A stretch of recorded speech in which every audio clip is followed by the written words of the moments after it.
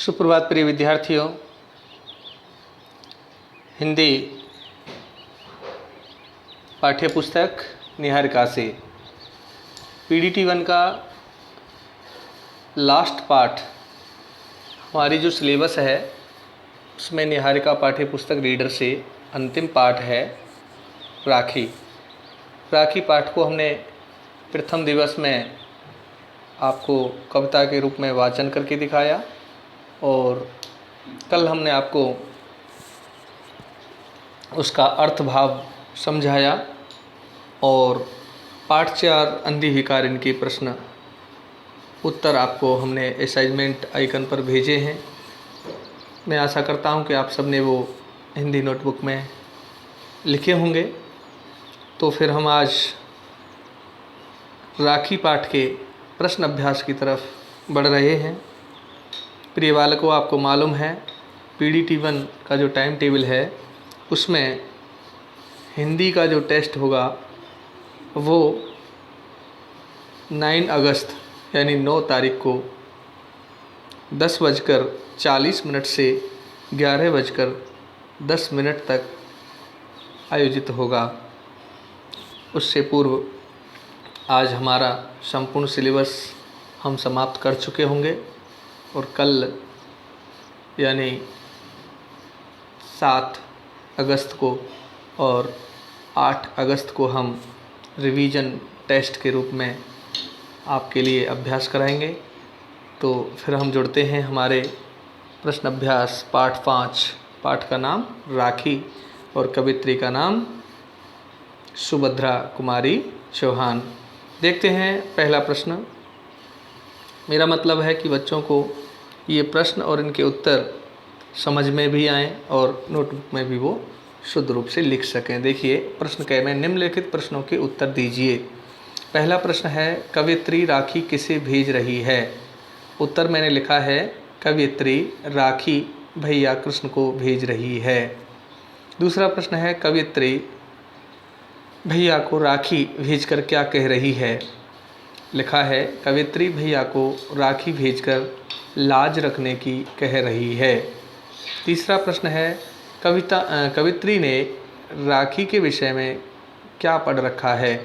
कवित्री ने राखी के विषय में वीर चरित्रों का वर्णन पढ़ रखा है। चौथा प्रश्न है कवित्री कौन सी राखी के आख्यान का उल्लेख कर रही है। कवित्री राजपूतों के वीर चरित्र का उल्लेख कर रही है। पाँचवा कवित्री राखी कविता में कौन से घाव का वर्णन कर रही है। उत्तर है कविता में जलियांवाले घाव का वर्णन कर रही है जो घटना 13 अप्रैल 1919 को घटी थी। छठवां प्रश्न कवित्री ने राखी कविता में कौन से पापों की ओर संकेत किया है। कविता में अंग्रेज़ों द्वारा किए गए पापों की ओर संकेत किया है।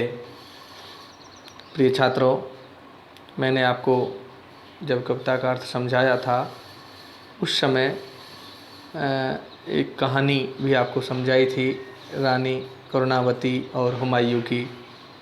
तो उसका जिक्र हम प्रश्न 4 में भी कर सकते हैं और मैंने शॉर्ट में आपको लिख दिया है। तो यहाँ दिए गए प्रश्न 6 यानी 1 से लेकर 2, 3, 4, 5, 6 ये आपको नोटबुक में लिखने होंगे।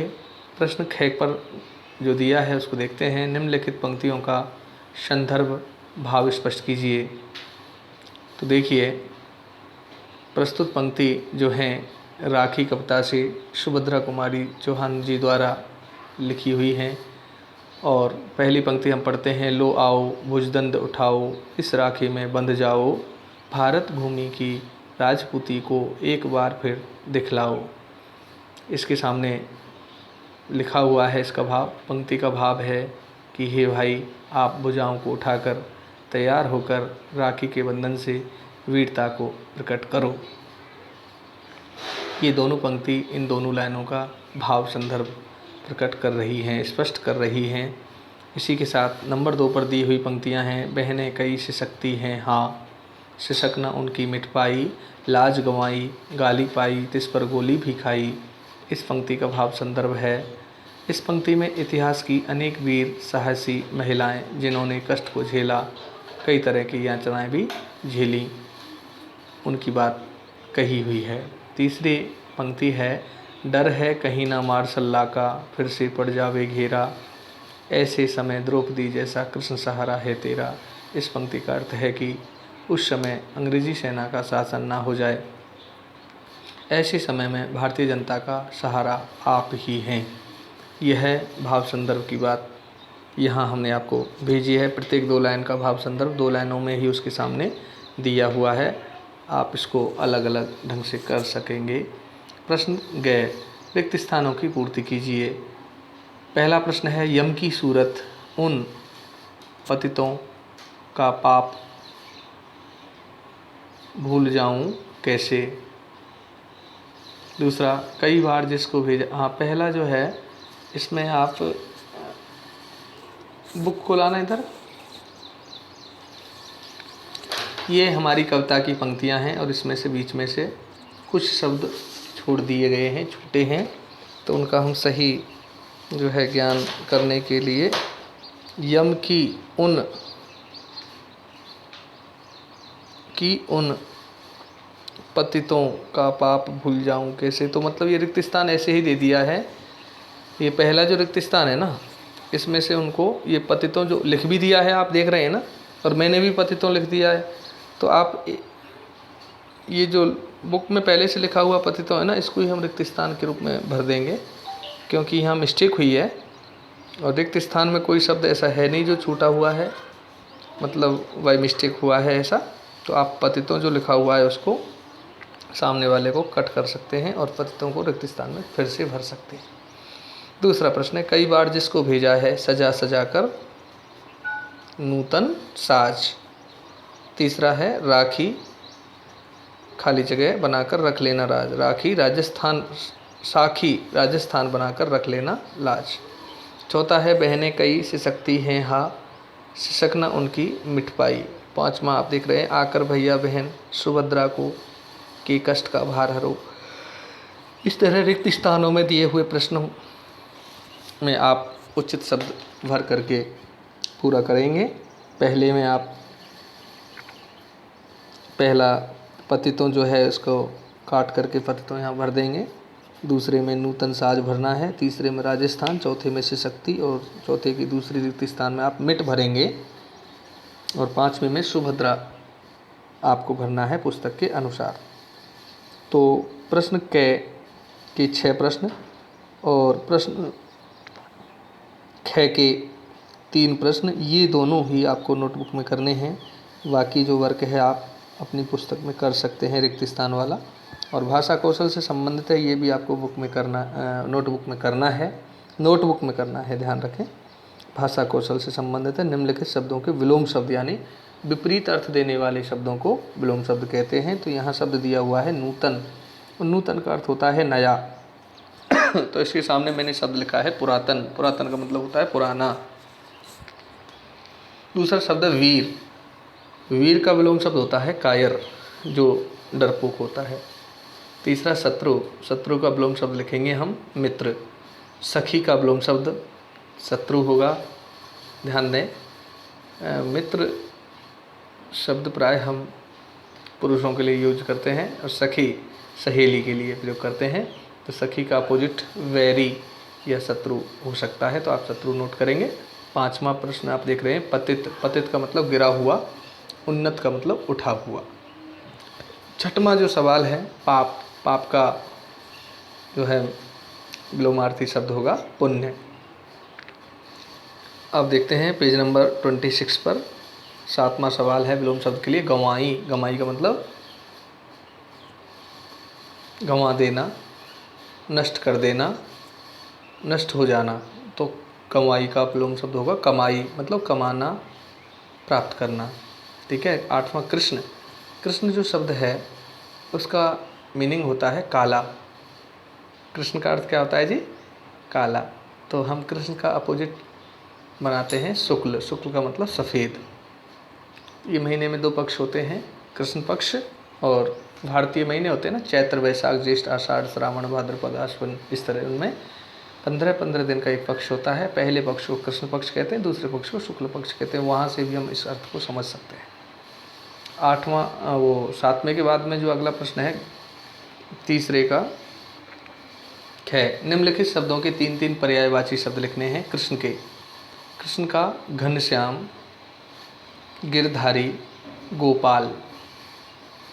घनश्याम मतलब घन के समान श्याम रंग के हैं। घन माने बादल के समान जो है, बादल कैसा होता है, काले रंग का, तो घनश्याम कृष्ण को कहते हैं। गिरधारी मतलब गिरी को धारण करने वाले। आपको मालूम है भगवान श्री कृष्ण ने गोवर्धन पर्वत को अपनी उंगली पर उठाया था। गौपाल का मतलब जो गायों को चराते थे, गायों को जो पालते थे। दूसरा पर्यायवाची शब्दों का भुजा। भुजा का आप 3 में लिख सकते हैं। बाहु, बाहु माने भुजा, बाहें मीन्स भुजा, और बाजू मतलब भुजा। तो ये आप देख रहे हैं। तीसरा भैया, भैया के जो हैं भ्राता, तात, भ्रातृ, ये संस्कृत में हम कहते हैं। इस तरह से आप भैया के 3 पर्यायवाची शब्द नोट करेंगे। चौथा है कष्ट। कष्ट का जो पर्यायवाची शब्द हमने लिखे हैं वो हैं पीड़ा, वेदना, दुख। इस तरह आप क में विलोम शब्द भरेंगे और ख में पर्यायवाची। अब भावबोध से संबंधित प्रश्न को समझाना चाहता हूँ। इस कविता की लेखिका का जीवन परिचय दीजिए। बच्चों, मैं आपको बताना चाहूँगा, जो पुरुष लिखता है साहित्य में उसे हम लेखक कहते हैं, और जो महिला लिखती है साहित्य में उसे हम लेखिका कहते हैं। और जो कविता पुरुष लिखते हैं उन्हें कवि कहते हैं, और जो कविता स्त्री लिखती हैं, महिलाएं लिखती हैं, उन्हें कवयित्री कहते हैं। तो इसके जीवन परिचय के बारे में, मतलब बायोग्राफी जिसे हम इंग्लिश में कहते हैं, जीवन परिचय देखिए लिखा हुआ है। सुभद्रा कुमारी चौहान का जन्म 16 अगस्त 1904 को इलाहाबाद के पास निहालपुर में हुआ था।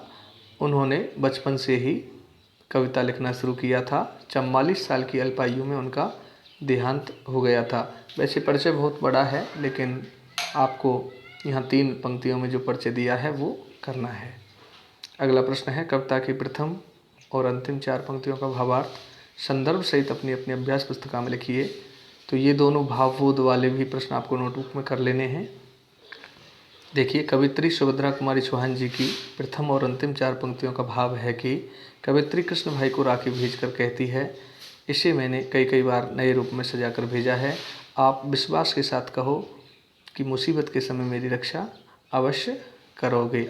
इस तरह से ये जो पाठ 5 अध्याय 5 राखी के प्रश्न अभ्यास यहाँ संपूर्ण हुए हैं।